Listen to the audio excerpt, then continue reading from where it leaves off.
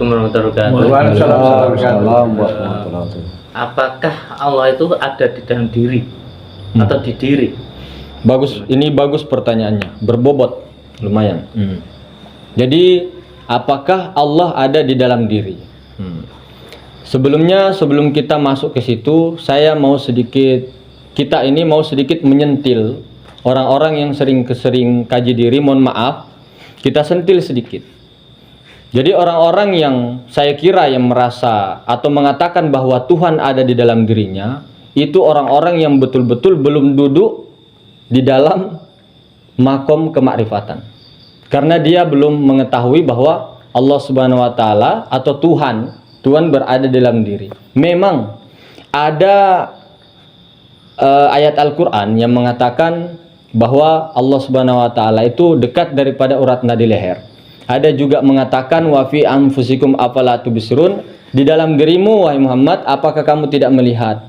Ada juga mengatakan bahwa dimanapun kamu berada maka Allah besertamu. Ada. Akan tetapi ini kiasan, saudara. Sering kita ngomong.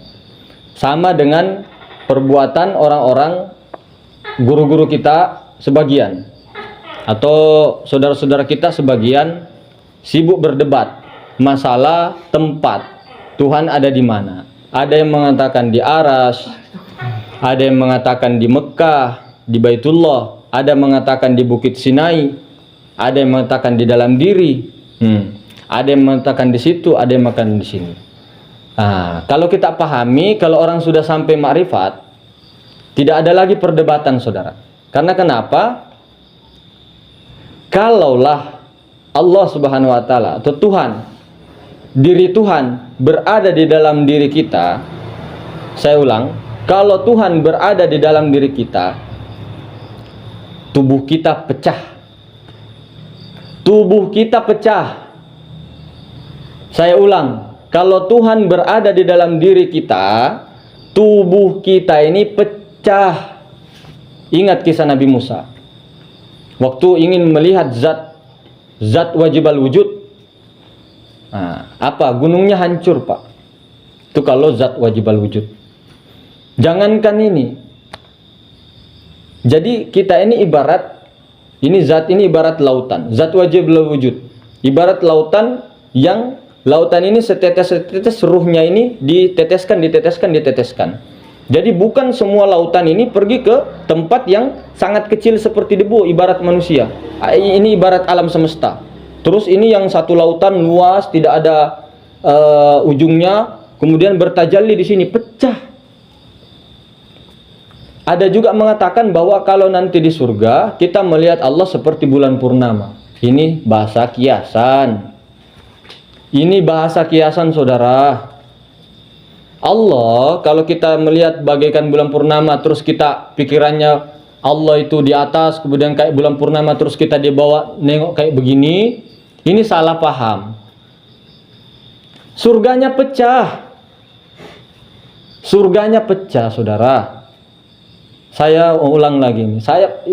Ini keliru ini.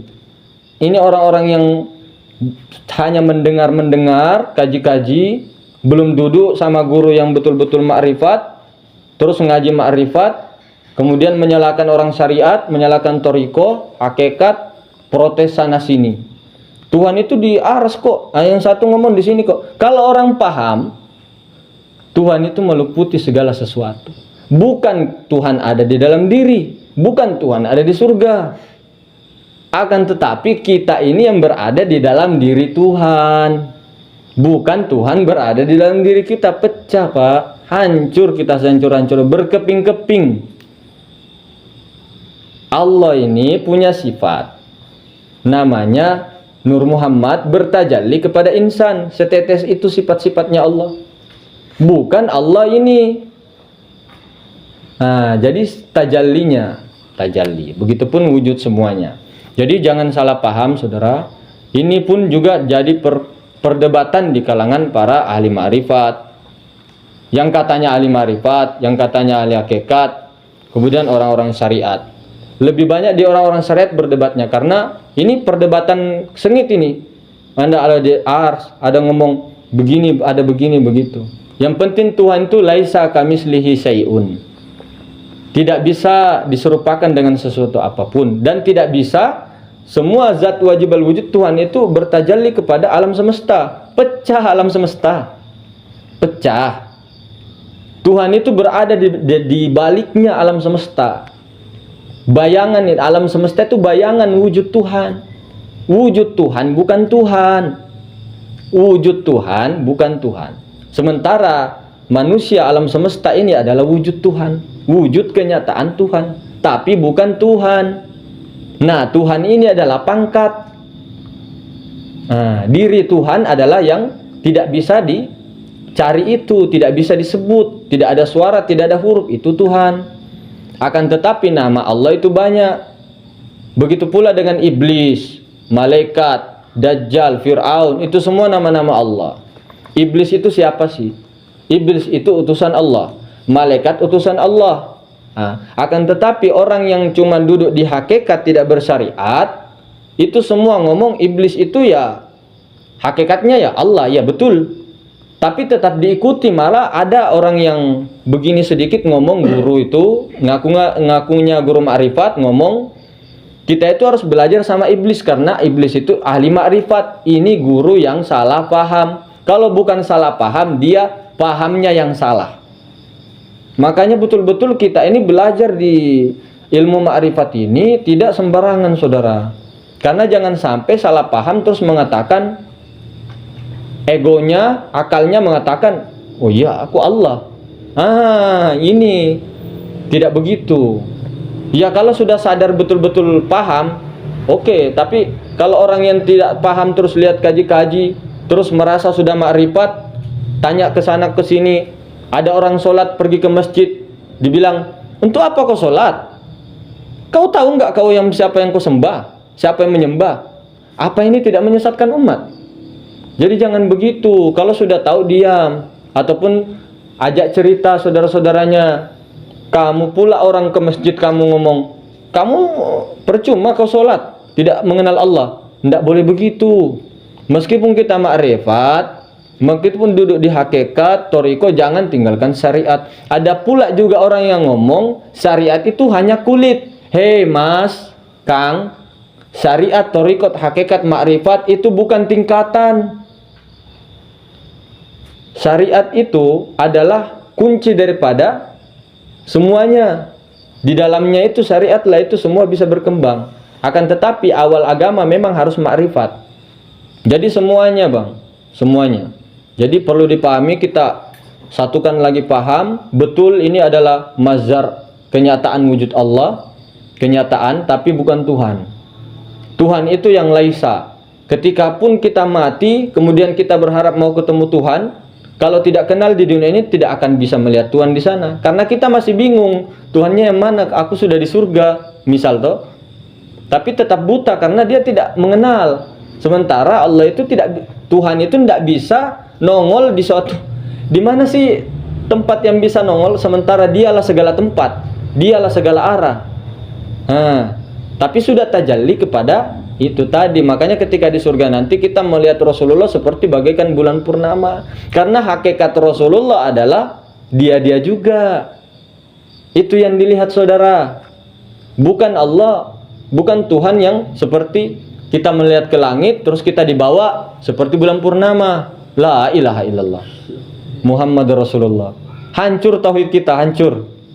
Jadi tauhidkan Allah. Allah itu meliputi segala sesuatu dalam diri Allah. Bukan Allah berada di dalam diri. Itu kiasan. Allah dalam hati, disuruh masuk ke dalam diri untuk supaya kita paham. Masuk ke dalam diri ada kolbu, di kolbu kita ada fuad sampai ruh. Baru kita kembalikan. Ini maksudnya. Makanya cari guru yang bersanad, ataupun cari guru yang sudah paham, duduk di makrifat. Jangan cuma mendengar kajian-kajian, konten-konten yang memang beliau sudah mengerti terus kita salah-salahkan orang. Apa bedanya kita dengan Wahabi? Salah-salahkan orang. Meskipun apapun, bahkan meskipun kita berbeda agama, jangan kita ngomong kamu kafir, kamu jangan. Rasulullah itu datang bukan untuk mengkafirkan umat, tapi sebagai rahmatan lil alamin, sebagai rahmat bagi seluruh alam. Orang yang sudah makrifat itu pasti kasih sayangnya Rahman Rahim. Tidak mungkin dia mencaci sesat. Biarkan Allah yang menyesatkan. Biarkan Allah yang berkata di dalam Al-Quran, dalam hadis begitu. Jangan kita, oh kamu nanti masuk neraka kamu. Jangan. Allah yang punya itu, bukan kita. Terkadang kita merasa. Nah, jadi mungkin seperti itu sedikit dari kita, dari Allah Subhanahu wa taala melalui perantara kita. Ya, mudah-mudahan dipahami dan tidak salah paham dan tidak gagal paham. Mungkin begitu. Oke. Alhamdulillahirobbilalamin ya. Semua saudara yang hadir di sini yang secara langsung maupun yang di luar sana, semoga dengan penjelasan yang tadi tentang bagaimana menuju ke alam fana baka itu, terus kematian, tentang kematian bagaimana tanda kematian, cara kematian, terus apakah Allah itu ada di dalam diri kita, itu sudah dijelaskan secara detail dan jelas sekali. Nah, yang di sana, di luar sana, mungkin nanti kalau ada pertanyaan silakan ditanyakan di kolom komentar, itu ditulis saja apa saja yang diketahui, ditanyakan saja. Terus simak video-video dari beliau dayang ini, simak secara pelan, terus dirasakan. Kalau belum jelas ditanyakan, slow saja, pokoknya slow saja itu. Tapi jangan lupa subscribe, like, dan komen. Siap nggih? Matur nuwun. Assalamualaikum warahmatullahi wabarakatuh. Wah,